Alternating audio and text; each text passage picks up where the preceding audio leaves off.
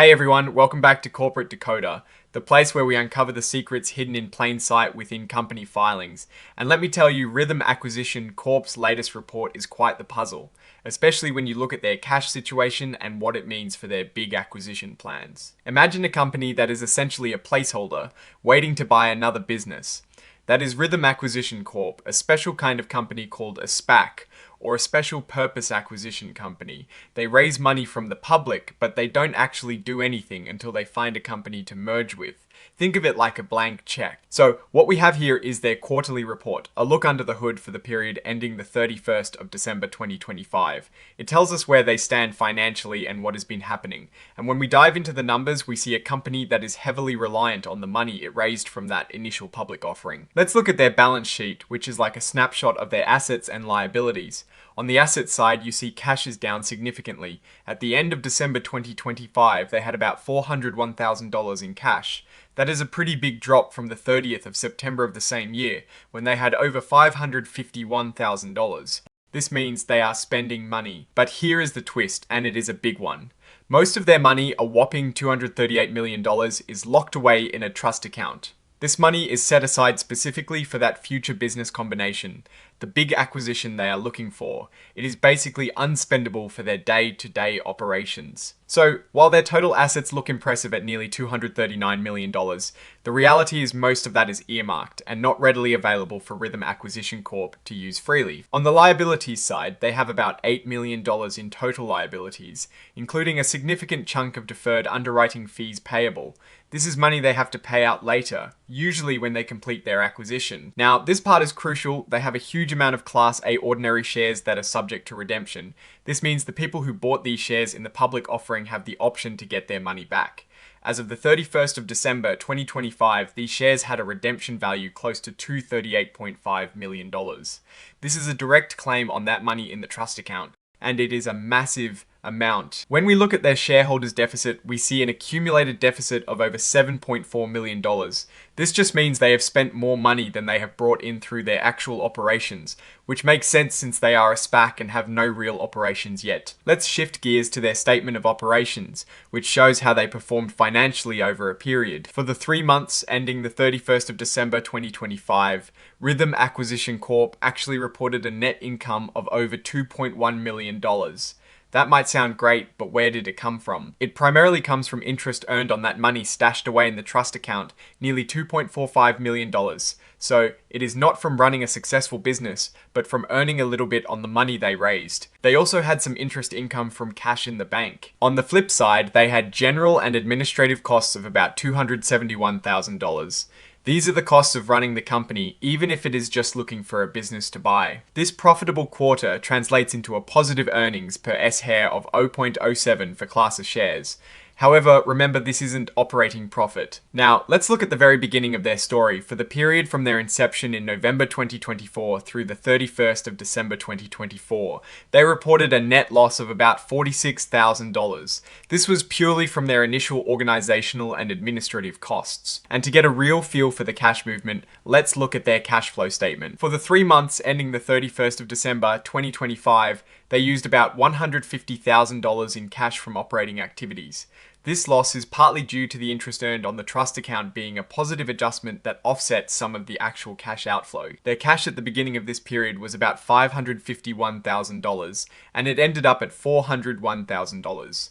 So cash outside the trust account is indeed decreasing as they operate. It is also interesting to note these non-cash activities. A significant portion of their early expenses, particularly for the IPO, were covered by their sponsor.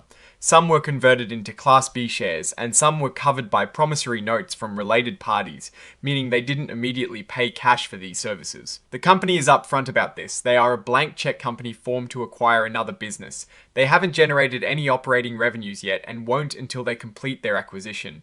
All their activity so far has been about getting ready for that big move. Their initial public offering, where they raised most of this money, was declared effective in February 2025. They sold a lot of units, and along with that, they sold private placement units to their sponsor. And like any IPO, there were significant costs, over $13 million in transaction costs, including substantial underwriting fees, both paid in cash and deferred. Deferred fees are those that get paid out later, typically upon the completion of the business combination. This section really spells out their current situation. They admit they lack the liquidity to sustain operations for a reasonable period, which is generally considered at least a year. This raises a substantial doubt about their ability to continue as a going concern. Essentially, without finding an acquisition target soon, they could run into serious financial trouble. Their plan to survive involves potentially getting loans from their sponsor or related parties. These loans are not guaranteed, which means they might not get them if needed. As an emerging growth company, they can take advantage of certain reporting flexibilities. This means some of the accounting rules might be applied differently than for more established companies. They also explain how they value things. Level 1, Level 2, Level 3. It is all about how observable their price is in the market. Most of their financial instruments are considered Level 1 or Level 2, meaning their value is pretty transparent. When they talk about earnings per share, they are clear that it is not from core operations. The warrants they issued, which give people the right to buy more shares later, are considered anti-dilutive, meaning they are not included in the calculation because they might make the earnings per share look worse if they were. This is where we see the sponsor really involved. The sponsor holds a significant number of founder shares. These were issued very early on at a nominal cost. There were some initial agreements about forfeiting shares if the IPO wasn't fully subscribed, but that didn't happen. They also transferred some of these shares to independent directors, which is recognized as compensation. Then there is the private placement where the sponsor bought more units. Again, these are for future business building and come with restrictions. They've also entered into an agreement where they pay their sponsor a monthly fee for office space and administrative support. This is a recurring cost, and for the last quarter of 2025, they paid $60,000 for these services. This note talks about future obligations or potential events. The deferred underwriting commission is a big one here. They owe the underwriters over $8 million, but only if they actually pull off a business combination. Otherwise, that money stays in the trust account.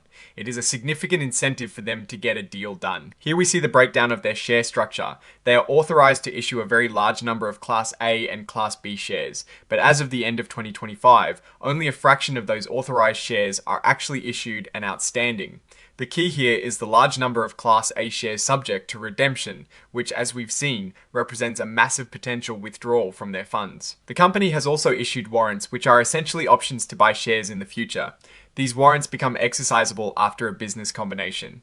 Rithm Accession Corp has a plan to redeem these warrants if the share price gets high enough, which could be a way for them to limit future dilution for existing shareholders. This is where the complex math comes in for valuing those warrants. They use models like Monte Carlo simulations, factoring in things like the probability of a merger closing and the implied volatility of similar companies. It's a bit of guesswork, but it is how they arrive at those figures. And finally, they've confirmed they operate in a single segment.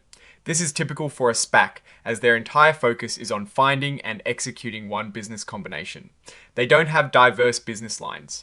So what is the big picture here? Rithm Accession Corp is in a classic SPAC situation. They've raised a lot of money, but most of it is locked up in a trust account earmarked for an acquisition. Their operating cash is dwindling, and they've got significant obligations like deferred underwriting fees that depend entirely on them finding and closing a deal. The fact that they acknowledge substantial doubt about their going concern status highlights the urgency. Their future hinges entirely on successfully executing a business combination. If they don't, the money in the trust account is largely for redemptions, and the SPAC itself could be in trouble. It is a high stakes game of finding the right target before their operating cash runs out and the clock on their existence as a SPAC expires. Alright, that is our breakdown of Rithm Accession Corp's latest filing. What are your thoughts on their strategy and future prospects? Share your insights in the comments below. If you found this analysis helpful, please hit that like button, and for more deep dives into corporate financial documents, be sure to subscribe. And don't forget to check out our Discord community linked in the description for more in-depth discussions. Thanks for watching, and we'll see you next time on Corporate Decoder.